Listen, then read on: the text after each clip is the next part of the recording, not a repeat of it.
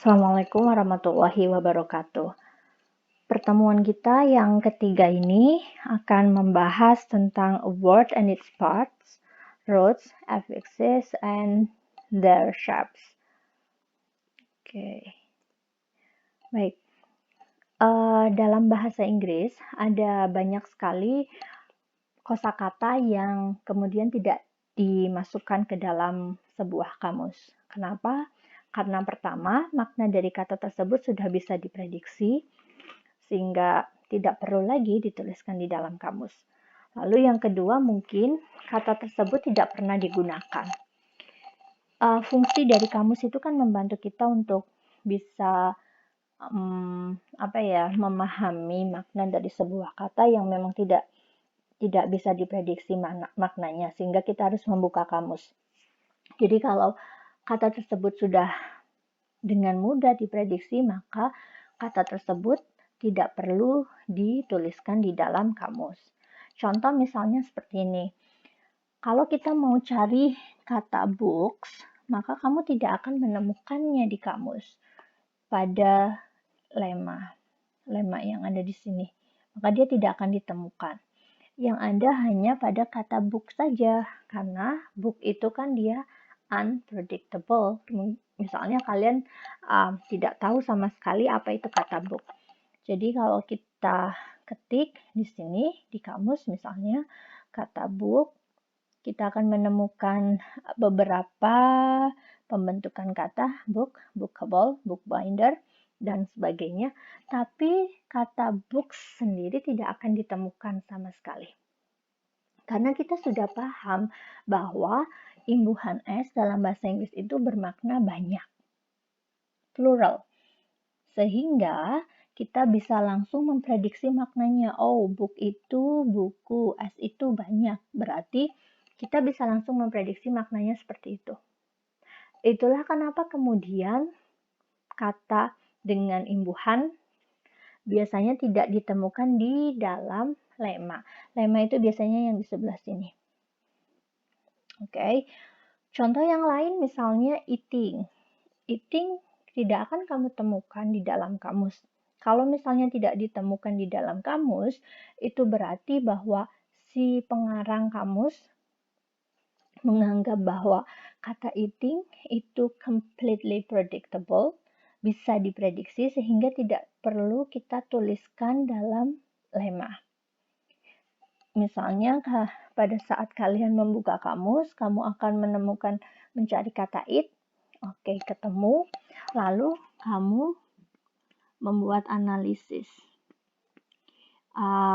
Eat artinya makan, kemudian imbuhan ing artinya sedang. Oh, berarti sedang makan. Misalnya seperti itu. Jadi ini adalah cara bagaimana konsep predictable meaning itu dibuat. Jadi tidak perlu sama sekali dituliskan di sini. Oke. Atau misalnya kata tersebut mungkin tidak akan pernah dipakai dalam kehidupan sehari-hari sehingga tidak akan dituliskan dalam kamus. Sebenarnya kalau kamus itu kan setiap saat selalu diperbaharui ya, karena memang yang namanya bahasa itu changing, selalu berubah.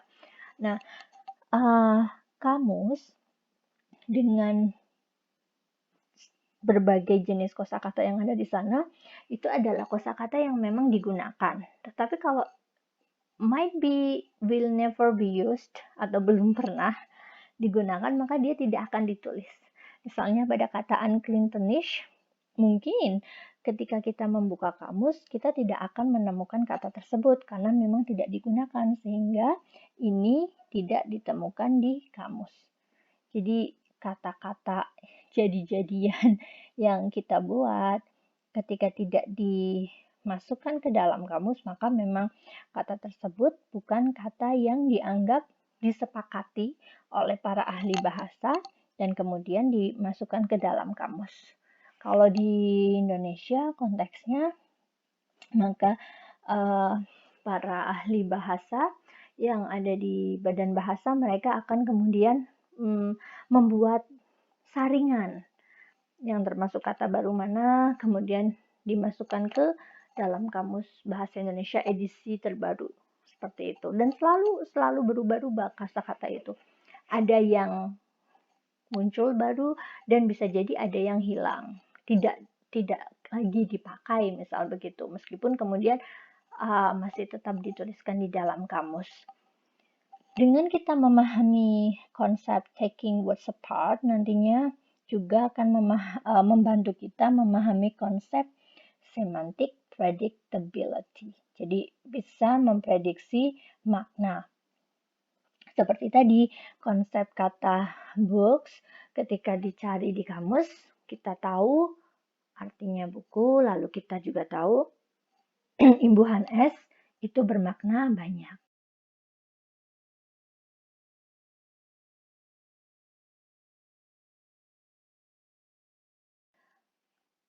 Oke. Nah, di konsep taking words apart, yang paling penting adalah kita akan membahas tentang morphemes. Morphemes itu smaller parts of words yang dia contain meaning. Masih ingat konsep phoneme dalam phonology? Maka di morphology ada morphemes. Jadi smaller parts of words yang mengandung makna itu disebut dengan morphemes. Kita akan sering sekali membahas morphemes, monomorphemic, polymorphemic, karena yang kita bahas dalam morphology adalah morphemes, smallest unitnya, smaller parts of words. Oke, nah kata itu bisa dia merupakan monomorphemic, jadi hanya terdiri dari satu morfem saja, misalnya book, run, fly, tidak ada tambahan apapun, itu disebut dengan monomorphemic. Hanya satu morfem. Oke. Sedangkan jika terdiri dari lebih dari satu morfem, dua atau lebih, ada bagian-bagian yang bisa kita bagi-bagi, itu disebut dengan polymorphemic. Pada kata books, misalnya, bisa kita bagi menjadi book plus s. Educations, educate plus ion. Irresponsibility, ir plus response plus able plus ity. Nah, itu disebut dengan polymorphemic. Karena kita bisa membagi kata tersebut menjadi banyak bagian. Polymorphemic ini sering sekali kita temukan, dan polymorphemic dengan memahami konsep ini, maka kita bisa terutama membantu menerjemahkan dari bahasa Indonesia atau ke bahasa Inggris dan sebaliknya, atau kita bisa membuat kata tersebut sesuai dengan konsep. Misalnya education, pendidikan, mendidik, dididik, pendidik itu beda. Nah, the konsep polymorphemic dan terutama imbuhan yang akan memainkan perbedaan tersebut. Kalau di bahasa Indonesia mungkin kalian tidak punya masalah dengan pemahaman mendidik, pendidik, dididik, pendidikan, karena sudah menjadi bahasa ibu kita. Tetapi mungkin agak sedikit menjadi masalah ketika kita belajar bahasa Inggris. Education, educator, educating, educate, dan sebagainya. Nanti akan lebih mendalam kita bahas tentang imbuhan itu minggu depan. Oke, jadi intinya adalah ada yang namanya konsep morpheme, small parts of words that contain meaning, dan morfem itu dibagi menjadi monomorphemic, hanya satu morfem, jadi tidak bisa kamu bagi menjadi smaller parts. Lalu ada polymorphemics yang dia terdiri dari beberapa morfem, jadi bisa kita bagi.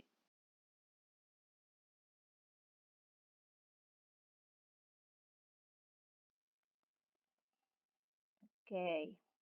Morphemes itu syaratnya adalah satu, bisa diidentifikasi from one word and to other. Bisa diidentifikasi itu maksudnya bisa kamu pecah-pecah. Kalau bisa dipecah-pecah menjadi bagian kecil dan make sense, itu disebut dengan morpheme. Contoh misalnya pada kata books. Itu kan kita bisa memecah kata tersebut ya menjadi book plus s. Sorry, jangan lupa kalau dia imbuhan kamu nulisnya seperti ini. Kalau suffix, tapi kalau prefix kamu nulisnya gini. Ini tanda maksudnya kata aslinya rootnya ada di depan, kalau yang ini rootnya ada di belakang. Oke, kata dasar. Nah, morpheme itu harus bisa diidentifikasi dari from one word to other. Jadi misalnya kata books kita bisa mengidentifikasi book plus s, education, educate plus ion, ya kan? Nah, ini berarti namanya morpheme karena bisa kita prediksi, kita identify, kita bagi-bagi. Okay. A morpheme cannot just be any recurring parts. Jadi morpheme itu tidak bisa hanya kata yang terulang-ulang. Maksudnya maksudnya gini. Attack, tackle, taxi. Kan berarti ada tag. Nah, itu bukan morpheme. Jadi bukan morpheme yang berbeda-beda. Kalau maksudnya gini, attack berarti dari at plus tag. Attack itu kan menyerang. At itu artinya pada. Loh, doesn't make sense, berarti bukan. Jadi kata ini nggak bisa dibagi-bagi. Or misalnya taxi. Ingat dari cara baca ya. Tag berarti dari tag plus i. No, dia tidak bisa dibagi. Maknanya berbeda. So, ini bukan disebut dengan morpheme. Tidak bisa dibagi-bagi menjadi morpheme terkecil. Oke, jadi yang nomor 3 itu artinya morpheme itu cannot be just any recurring word part. Jadi bagian kata yang berkali-kali muncul, lalu kamu coba untuk memprediksi atau membagi, identify kata tersebut itu tidak bisa. Oke, kalau syarat yang selanjutnya contribute in some ways to the meaning. Jadi yang namanya morpheme yang bisa dibagi-bagi itu ketika bagian-bagian itu artinya akan sama dengan ketika mereka digabung. Maksudnya gini, kata books itu kan artinya buku banyak, right? Nah, kalau kita identify, pecah menjadi bagian morpheme terkecil, artinya masih tetap sama. Book itu buku plus imbuhan S itu banyak. Berarti itu bisa dibagi menjadi morphemes bagian-bagian terkecil. So, contribute in some ways to the meaning of the whole word. Jadi, keseluruhan kata itu maknanya bakalan sama ketika kata tersebut kamu bagi menjadi bagian-bagian terkecil. Tapi beda kasus kalau di kata ini, number 4 ini, attack, stack, tackle, attack. Artinya beda sekali, jadi bukan. Jadi dia bukan merupakan contoh dari morpheme yang bisa dibagi-bagi lagi. Jadi udah kata attack, stack, tackle, taxi dia itu adalah monomorphemic. Kamu nggak bisa membagi-bagi lagi menjadi bagian yang terkecil. Karena apa? Contribute in some ways. It does not contribute in some ways to the meaning of the whole word. Makna keseluruhannya bakalan beda dengan makna ketika kamu bagi-bagi. Jadi sudah nggak bisa dibagi lagi. Oke. Maksudnya seperti itu. Mungkin kemarin ya ada kata legible. Leg itu kan kalau misalnya kamu bagi legible, leg itu kaki, able itu bisa kaki. No, bukan itu yang dimaksud. Berarti dia tidak bisa kamu bagi menjadi bagian terkecil. Cukup dia adalah satu morfem. Karena syarat morfem itu ada dua. Yang pertama, ini harus bisa diidentifikasi menjadi bagian kecil. Nah, syarat yang paling penting adalah ketika sudah bisa kamu bagi-bagi menjadi bagian terkecil, lihat syarat nomor 2. Makna keseluruhan dengan makna ketika dibagi sama enggak? Kalau beda, berarti nggak boleh dibagi menjadi bagian kecil. Gitu. Oke. Lalu, taking word parts masih kita bahas 3.1. Morphemes itu tidak ada hubungannya dengan panjang pendeknya sebuah kata. Jadi ada kata yang panjang banget itu ternyata dia satu morfem. Contohnya misalnya pada kata catamaran, artinya wanita yang suka menggerutu. Knickerbocker, dia juga satu morfem. Jadi meskipun panjang sekali, ini dia satu morfem. Or in some cases ada juga kata yang short, tapi ternyata dia punya beberapa morfem. Contoh runs, ada run plus s, ya kan? Runs itu kan lari. Kalau kita bagi, sama maknanya. Pendek ya dibandingkan dengan contoh yang di sebelah kiri. Ini cuma satu morfem, ini dua morfem. Ill, ill plus s. Pendek, tapi dia punya dua morphemes. So that's the difference. Jadi morphemes itu tidak ada kaitannya dengan panjang pendeknya sebuah kata. Jadi jangan teman-teman terkecoh, oh panjang banget berarti banyak morfemnya. Oh no, tunggu dulu, kita cari dulu. Kalau memang artinya satu, maka ya berarti itu dia hanya satu morfem saja. Okay. Morphological structures of words itu independent dan independent juga punya hubungan dengan phonological structures. Nanti kita akan bahas lebih lanjut. Oke, jadi konklusinya adalah morphemes itu satu, dia holds meaning, harus ada maknanya. Dua, tidak bisa dibagi-bagi menjadi bagian terkecil kalau, ingat ya, ketika bagian terkecil tersebut maknanya berbeda dengan kata keseluruhannya. Jadi intinya maknanya harus sama. Makna si morfem bagian kecil itu dengan morfem yang disambung maknanya harus sama. Oke, hold similar meaning when moved to another form. Jadi maknanya harus sama. Itu disebut dengan morphemes. Kalau tiga syarat ini tidak terpenuhi, maka kamu tidak boleh membagi sebuah kata menjadi bagian yang lebih kecil lagi. Berarti kata tersebut bukan merupakan polymorphemic, tetapi merupakan monomorphemic. Oke.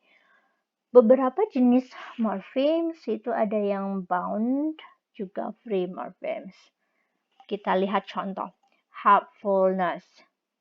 Di sini kata help merupakan core of this word. Kenapa? Karena merupakan kata help ini has the most precise and concrete element in its meaning. Makna yang paling penting dari kata helpfulness itu adalah kata help-nya itu sendiri. Sehingga core-nya itu help. Kalau belajar bahasa Indonesia, kemudian kita juga belajar grammar, kita akan tahu bahwa ness itu dia membentuk noun, kemudian full membentuk adjective. Sorry, ini artinya berarti ke bla bla blaan, ya kan? Atau ya intinya daannya di belakang. Kalau adjective itu biasanya artinya itu bla bla bla bla. Nah, kita kemudian uraikan help. Help itu membantu. Helpful membantu. Right?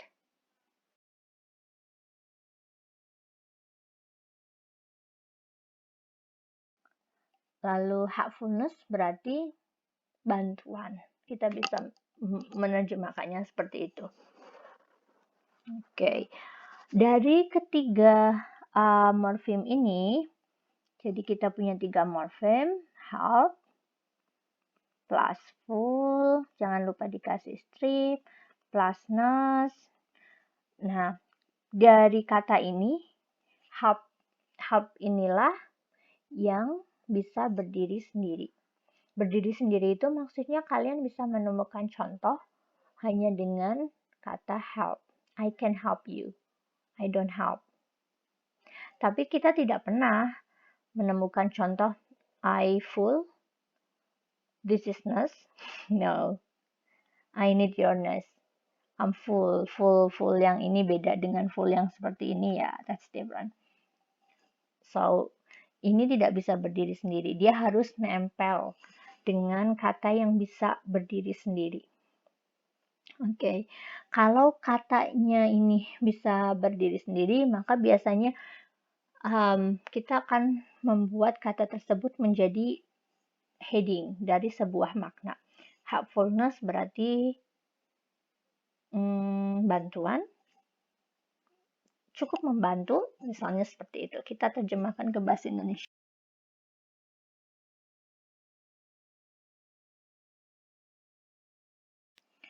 Nah, jadi dari contoh helpfulness ini, tadi ada yang bisa berdiri sendiri dan ada yang harus nempel ke kata lain, maka kita punya 2 konsep. Yang pertama adalah konsep free morphemes, morfem yang bisa berdiri sendiri, jadi nggak harus ditempelin kemana-mana, contohnya tadi help. Atau kita punya kata read, I can read, I can read, and so on. Lalu yang kedua, bound morphemes. Morphemes that cannot stand on their own. Jadi harus nyambung dengan kata lain. Contohnya misalnya ing, atau ear, atau im. Kamu nggak bisa tiba-tiba bilang, what are you doing? Ditanya, what are you doing? I am ing. Mungkin mau bilang I'm sitting, I'm drawing, I'm painting. Jadi ini harus nyambung. Dan imbuhan-imbuhan yang lain. Imbuhan itu kan dia nggak bisa berdiri sendiri ya. Right, jadi harus nyambung. Nah, ini beberapa contohnya. Readable, hearing, large. Jadi ini read berarti ini free ya. Lalu yang sebelah sini dia bound karena harus nyambung. Kamu nggak bisa tiba-tiba bilang I am air. Seeker. Mau bilang I'm seeker. Atau I'm ing. Nggak bisa sama sekali. Oke. Ini adalah beberapa contoh yang bisa dibagi, tapi kemudian it doesn't make sense antara meaningnya, maka cukup kamu buatlah kata ini menjadi monosilabik. Karena sangat beda sekali legible, like plus able. Artinya cukup beda. Kenapa kok ada contoh seperti itu dalam bahasa Inggris? Karena kata-kata ini merupakan kata yang diambil dari bahasa Latin. Jadi dia dari bahasa Latin. Bahasa Latin bisa entah dari via French. Via French itu maksudnya bahasa Latin itu diadopsi oleh bahasa Prancis terlebih dahulu. Kemudian bahasa Prancis yang mengandung bahasa Latin itu kemudian diadopsi oleh bahasa Inggris. Karena sejarahnya dulu Inggris itu pernah dijajah oleh Prancis. Sehingga kemudian yang namanya language ideology, ideologi bahasa. Jadi siapa yang memegang tambuk kekuasaan, maka dia juga akan kemudian mempengaruhi bahasa yang digunakan. Salah satunya adalah banyak sekali kosakata dalam bahasa Inggris yang it has relations with French atau juga dengan bahasa Jerman karena memang kalau bahasa Jerman itu dia masih satu family, masih satu rumpun. Jadi Ah, kalau kalian misalnya penasaran, Nabi Adam diturunkan ke bumi bersama Siti Hawa, lalu jadi banyak anaknya, kemudian keturunannya, kemudian bahasanya jadi bermacam-macam. Itu awalnya gimana ya? Kok ada bahasa Indonesia, bahasa apa? Nah, kalau dari teori ilmu,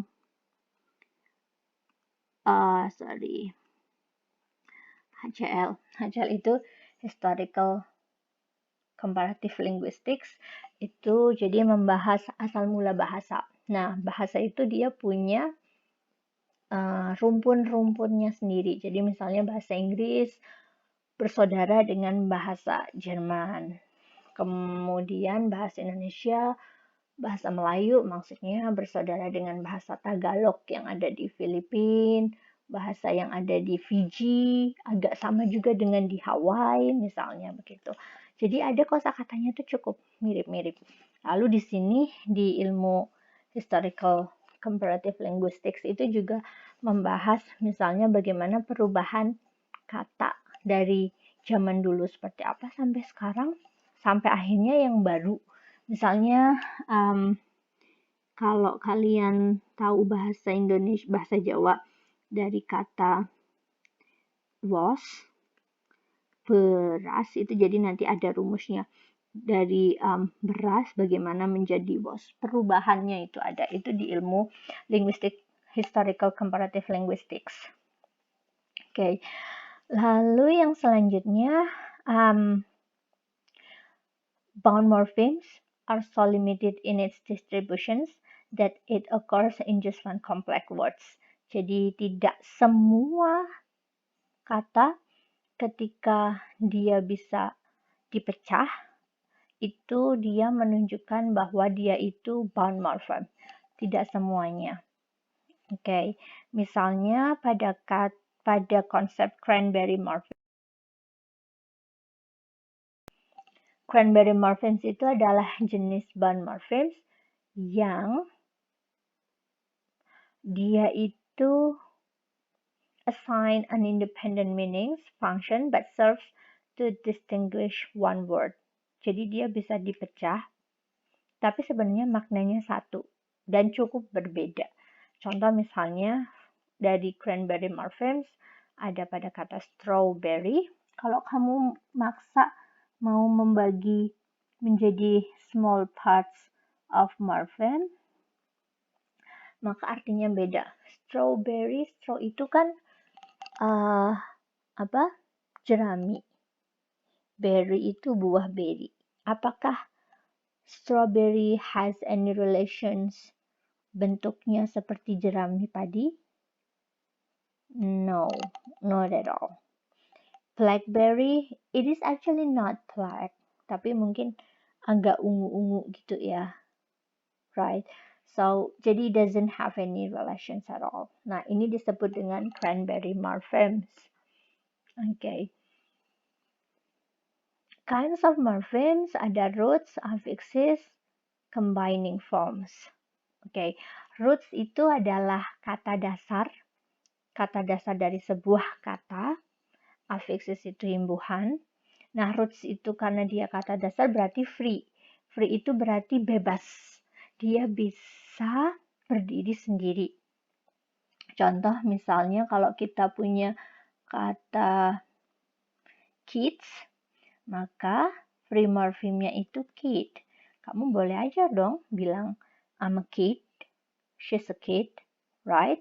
Tapi kalau imbuhan S itu affix, bound morpheme. Dia terikat. Terikat itu maksudnya tidak bisa berdiri sendiri.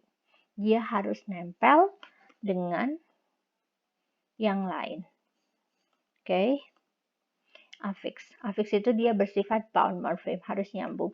Contohnya misalnya ada imbuhan S.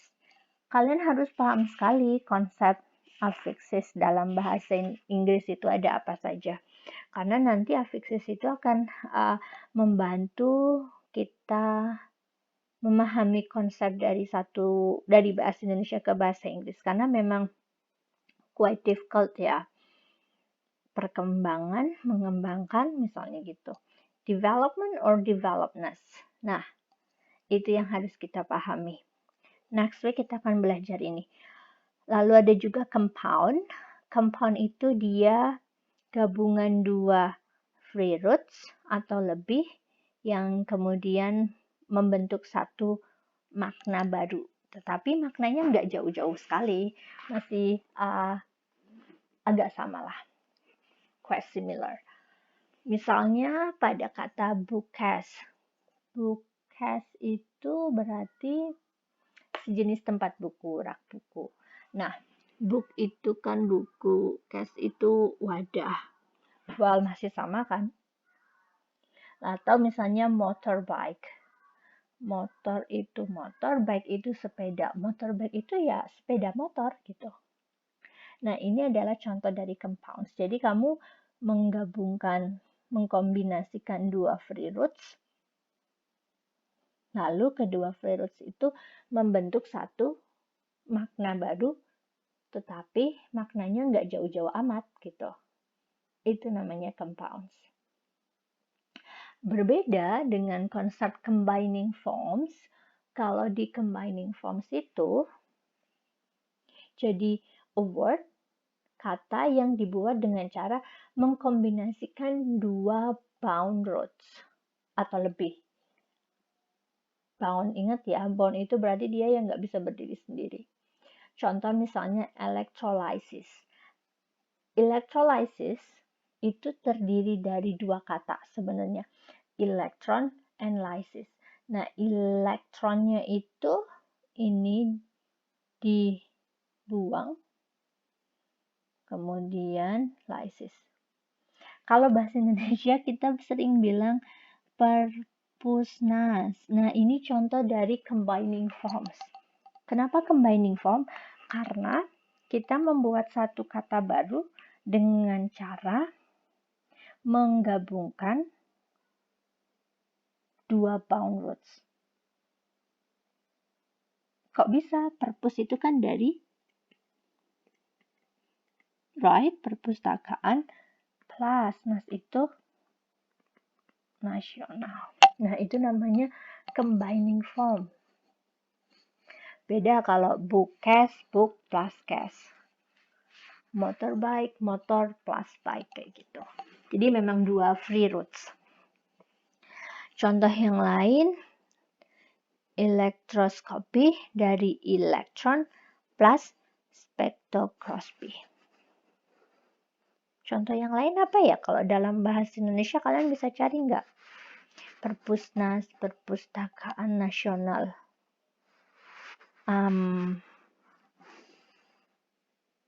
Oke, nanti bisa kalian cari deh. Ya. Jadi combining forms itu kamu mengkombinasikan dua bound morphem. Oke. Yang selanjutnya adalah morphemes and their allomorphs. Konsep ini cukup lumayan kompleks. Kalau misal kalian masih ingat materi phonology, ada yang namanya allophone, right? Di morphology kita punya allomorphs. Jadi allomorphs itu adalah morfem yang memiliki dua atau lebih different pronunciations. Morfemnya satu, tapi cara bacanya banyak. Ingat ya, allophone ya. Oke, dan perbedaan atau allomorphs ini dia ditentukan oleh konteks. Masih ingat juga kan kalau misalnya dulu perbedaan allophone S dan allophone Z. Itu kalau yang ini berarti sebelum voiceless, sedangkan kalau yang ini sebelum voiced. Right. Oh no, it should be after. Oke. Nah, sama allomorph pun seperti itu. Jadi Sebenarnya konsep alomorf itu sama sih seperti allophone. Kalau alomorf itu bentuknya atau tulisannya alomorf, sedangkan allophone itu adalah cara membacanya. Oke. Allomorph itu ditentukan juga oleh phonology, grammar juga menentukan. Kalau phonology kalian tidak ada masalah karena kita sudah belajar ini di phonology. Ada voice, voiceless, dan sebagainya. Lalu yang selanjutnya itu grammar and vocabulary. Jadi ada beberapa kata dalam bahasa Inggris yang misalnya ketika dia berakhiran dengan F, sound of, lalu dia akan berubah menjadi V. Otomatis karena dia V maka dia akan allophone-nya jadi Z gitu. Nah, ini contoh dari allomorphs. Allomorphs yang ada di bahasa Inggris. Oke. Allomorph yang lain ada lagi nggak? Ada, masih ingat imbuhan ed yang dia dibaca menjadi deh, allophone deh atau teh. Sama sih konsepnya allomorph dengan allophone itu. Kalau kalian masih ingat konsep allophone, maka akan mudah untuk memahami konsep allomorph juga. Okay. Well, identifying morphemes independently of meaning. Maksudnya gini, apakah kalau misalnya kita punya kata yang punya imbuhan atau bentuk yang sama, artinya bisa sama, itu sebenarnya sama seperti minggu lalu ya, kita juga pernah membahas ini. Contoh misalnya ada prefix awalan re, artinya kan again, rewrite, menulis kembali, read, membaca kembali, repent, ngecat kembali, melukis kembali, revisit, mengunjungi kembali. Nah, berarti artinya sama ya, kembali. Di itu ternyata artinya kembali. But, well, I'm gonna give you a warning here. Tetapi ada beberapa kata yang dia memiliki bentuk re, artinya itu bukan kembali. Revive, bangkit. Return, mengembalikan. Revise, merevisi. Restore, memulihkan. Reverse, mengembalikan. Memang sih dari kata-kata ini punya makna again or backward movement atau kembali kayak gitu. However, akan tetapi kalau kita memecah kata ini, maka maknanya akan jadi berbeda. Oke, misalnya kita mau menjelaskan kata revive. Revive itu kalau kita bagi, re plus 5, beda kan? 5 itu well doesn't have any meaning at all. So, bukan. Jadi bukan. Restore. Restore artinya memulihkan. Again. Store toko. Toko kembali. No, bukan. Tapi kalau rewrite, kan artinya menulis kembali ya. Again plus write itu menulis. Nah, berarti kalau yang ini, contoh ini, dia bisa dibuat menjadi polymorphemic, tetapi contoh yang ini, dia hanya monomorphemic. Artinya, teman-teman, jadi tidak kemudian semua kata yang, oh kok ini bentuknya sama ya? Oh, berarti dia bisa kita pecah nih menjadi prefix, menjadi affix, dan root. Nanti dulu, dilihat dulu maknanya. Maknanya apakah makna dari kata keseluruhannya ini sama dengan ketika dia dibagi-bagi?